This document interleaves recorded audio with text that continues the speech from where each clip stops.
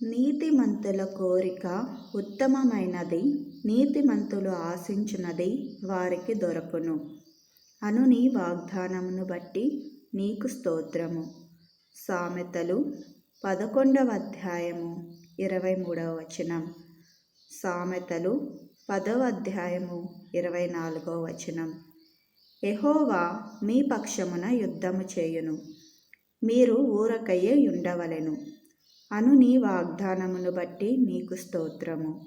నిర్గమకాండము 14వ అధ్యాయము 14వ వచనం. మీరు నేడు చూచిన ఐగుప్తీయులను ఇక మీదట మరి ఎన్నడూను చూడరు అను నీ వాగ్దానమును బట్టి నీకు స్తోత్రము. నిర్గమకాండము 14వ అధ్యాయము 13వ వచనం.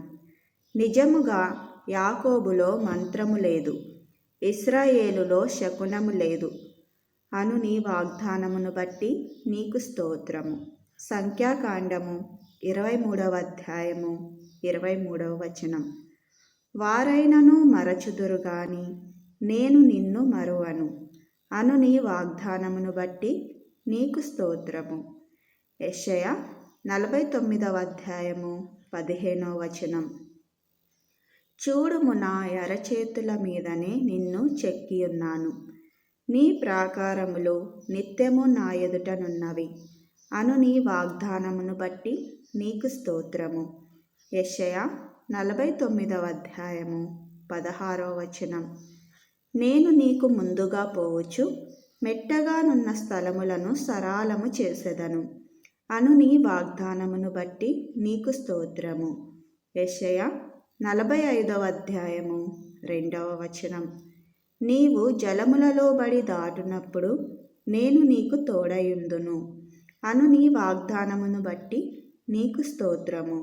యెషయా 43వ అధ్యాయము 2వ వచనం. నదులలో బడి వెళ్ళునప్పుడు అవి నీ మీద పొర్లి పారవు అను నీ వాగ్దానమును బట్టి నీకు స్తోత్రము.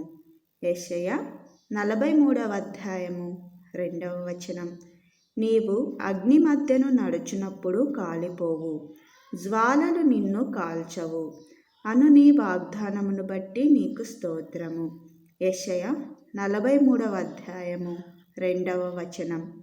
నీవు అనేక జనములకు అప్పిచ్చెదవు గాని అప్పు చేయవు అను నీ వాగ్దానమును బట్టి నీకు స్తోత్రము. ద్వితీయోపదేశకాండము 28వ అధ్యాయము 12వ వచనం.